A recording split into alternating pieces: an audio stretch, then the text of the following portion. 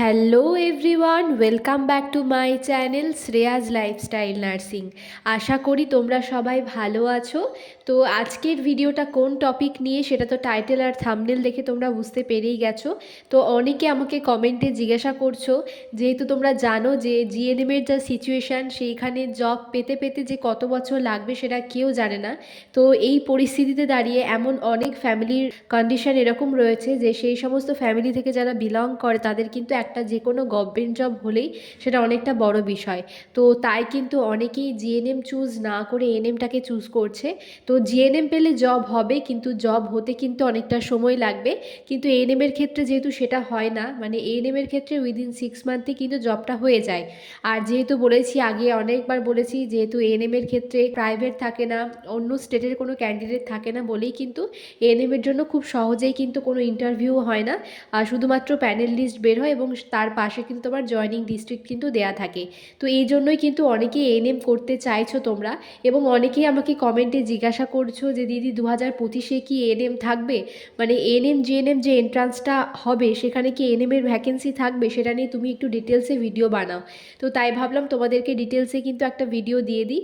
তো তোমাদেরকে বলি, 2025-এ যে এএনএম জিএনএম এন্ট্রান্স হবে সেটাতে কিন্তু যতদূর জানা যাচ্ছে যে এএনএমের জন্য কিন্তু ভ্যাকেন্সি থাকবে।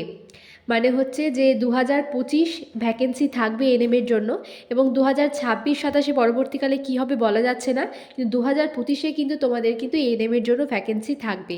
তো যাই হোক, 500 হোক, 600 হোক, 700 হোক, তো এরকম একটা ভ্যাকেন্সি কিন্তু থাকবে। খুব বেশি না হলেও কিন্তু মোটামুটি 500-600 জনকে কিন্তু এনএমের জন্য কিন্তু নেওয়া হবে। তো আশা করি অনেকেই আমাকে জিজ্ঞাসা করছিলে যে দিদি 2025-এ আদৌ এএনএম নেওয়া হবে কি না। তো তাদেরকে বলি যে হ্যাঁ, 2025-এ কিন্তু এএনএমের জন্য স্টুডেন্টদের নেওয়া হবে। তাই তোমরা 2025-এ যারা এএনএম জিএনএম এন্ট্রান্সের জন্য প্রিপারেশন নিচ্ছ তারা কিন্তু খুব ভালোভাবে পড়াশোনা করো, কারণ এখন জিএনএমের থেকে কিন্তু এএনএমের কম্পিটিশান অনেকটা বেশি। কারণ এখন মোস্ট অফ দ্য ক্যান্ডিডেট কিন্তু চাইছে এএনএম করতে, যেহেতু সেখানে একটা জবটা সিকিওর হয়ে যাচ্ছে তার জন্য। তো তাই তোমাদেরকে বলবো কিন্তু ভালোভাবে কিন্তু প্রিপারেশান নাও। তো আরও একটা ইনফরমেশান তোমাদেরকে দেবো এই ভিডিওতে, যেহেতু 2025-এর এএনএম জিএনএম এন্ট্রান্সের কিন্তু আর খুব বেশি দিন কিন্তু নেই, খুব জোর 6 থেকে 7 মাস কিন্তু বাকি রয়েছে।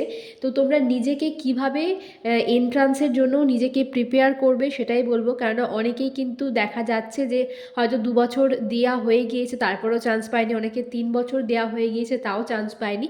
তো তাদের উদ্দেশ্যেই কিন্তু বলবো, তো যারা প্রথমবার দেবে তাদেরকে তো ভালোভাবে পড়াশোনা অবশ্যই করতে হবে, কিন্তু যারা 2-3 বার ধরে দিয়ে আসো তারা তো প্যাটার্নটা জানো যে কিভাবে কি হয় আর কীরকম কি কোশ্চেন আসে, তোমরা তো অনেকটা এখন বুঝতে পেরে গেছো।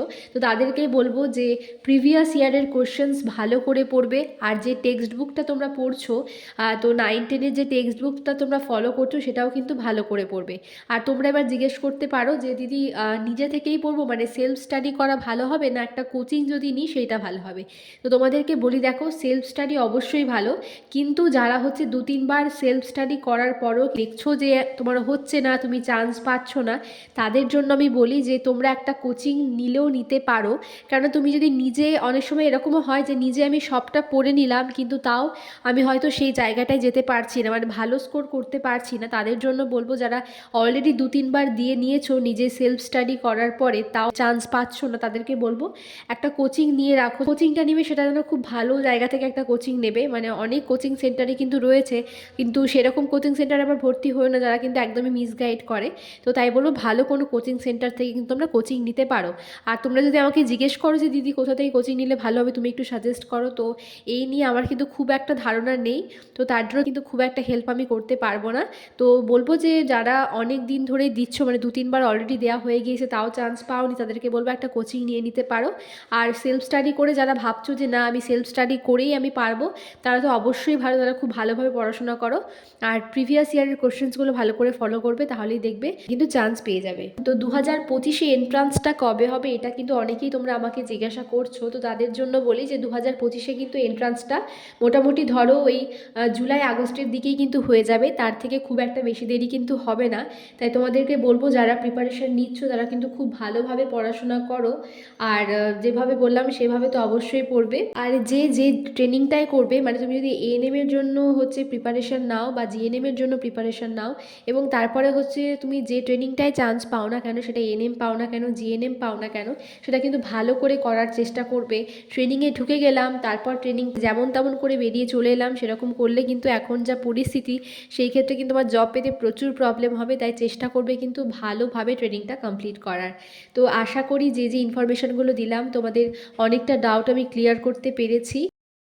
আরও একটা ইনফরমেশান তোমাদেরকে দিই, তোমরা আমাকে কমেন্টে অনেকেই জিজ্ঞাসা করছো যে দিদি তোমার কোন এনটিএস, তুমি কোন সালে পাস আউট হয়েছো। তো এই নিয়ে কিন্তু ডিটেলসে আমি অনেক আগেই একটা ভিডিওতে তোমাদের সমস্ত ইনফরমেশান দিয়ে দিয়েছি। দেখো সেই ভিডিওটা আমি ডিসক্রিপশান বক্সে কিন্তু লিঙ্ক দিয়ে দিচ্ছি, তোমরা দেখে নেবে। তাও আমি আরও একবার বলে দিচ্ছি যে আমি জঙ্গিপুর নার্সিং ট্রেনিং স্কুল থেকে কিন্তু পাস আউট হয়েছি। এটি একটি গভর্নমেন্ট ইনস্টিটিউশন এবং আমি পাস আউট হয়েছি 2020-তে আমাদের স্টার্ট হয় ট্রেনিং এবং 2023-এ কমপ্লিট হয়। মানে আমরা হচ্ছে 20-23-এর ব্যাচ, এবং আমাদের আগের ব্যাচ মানে 2022-এর ব্যাচ, এবং তারপরে হচ্ছে আমরা 2023 ব্যাচের। ভাগ্য এতটাই খারাপ, তাও তো 2022-এর ব্যাচ একটা সুযোগ পেয়েছিল সিএইচওর জন্য অ্যাপ্লাই করার, তারা অনেকেই অ্যাপ্লাই করেছিল, অনেকেই জব করছে। কিন্তু আমাদের 2023 ব্যাচের ভাগ্য এতটাই খারাপ যে আমরা না স্টাফ নার্স গেট টুর জন্য অ্যাপ্লাই করতে পারলাম, মানে সেটা তো ছাড়িনি, 2022 ব্যাচও পারেনি, আমরাও পারলাম না। আর আমাদের বেলায় সিএইচও রিক্রুটমেন্ট ছাড়েনি, মানে বুঝতেই পারছো যে সিচুয়েশান কিন্তু কতটা খারাপ। আগেও একটা ভিডিও করে তোমাদেরকে জানিয়ে দিয়েছিলাম যে আমার কোন ইনস্টিটিউশন, আমি কোন সালে পাস আউট, সমস্তটাই। তাও অনেকে কমেন্টে জিজ্ঞাসা করছো, তাই কিন্তু এই ভিডিওতে আরও একবার তোমাদের বলে দিলাম। আর যারা অনেক দিন ধরে এন্ট্রান্স দিচ্ছ কিন্তু তবুও তুমি চান্স পাচ্ছ না, তাদের জন্য বলি যে 2025-এ নিজেকে এমনভাবে প্রিপেয়ার করো যাতে 2025-এ অন্তত যে কোনো একটা ইনস্টিটিউশনে তুমি চান্স পেয়ে যাও। তো নিজের মনটাকে কিন্তু সেইভাবে স্থির করো। আর আশেপাশের লোকে অনেকে অনেক কথা বলবে, তাদের কোনো কথায় কান দিও না, শুধুমাত্র নিজে পড়ে যাও এবং মনস্থির করে নাও যে 2025-এ তোমাকে একটা গভর্নমেন্ট ইনস্টিটিউশনে কিন্তু চান্স পেতেই হবে। যদি ভিডিওটা ভালো লেগে থাকে তোমাদের, তোমার বন্ধু বান্ধবী যারা 2025-এ এন্ট্রান্সের জন্য প্রিপারেশান নিচ্ছে, তাদের মধ্যে পারলে প্রচুর প্রচুর শেয়ার করে দিও। আর আমার গলার অবস্থা শুনে তো বুঝতেই পারছো যে প্রচুর ঠান্ডা লেগেছে।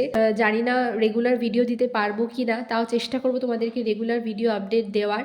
যারা আমার চ্যানেলে নতুন, এখনও সাবস্ক্রাইব করোনি, কারণ আমি দেখি যে অনেকেই ভিডিও দেখো কিন্তু সাবস্ক্রাইব করো না, তাদেরকে বলবো সাবস্ক্রাইব করে আমার চ্যানেলের পাশে থেকো। সবাই সুস্থ থেকো, ভালো থেকো। খুব শীঘ্রই দেখা হবে তোমাদের সাথে পরের কোনো ভিডিওতে। টাটা।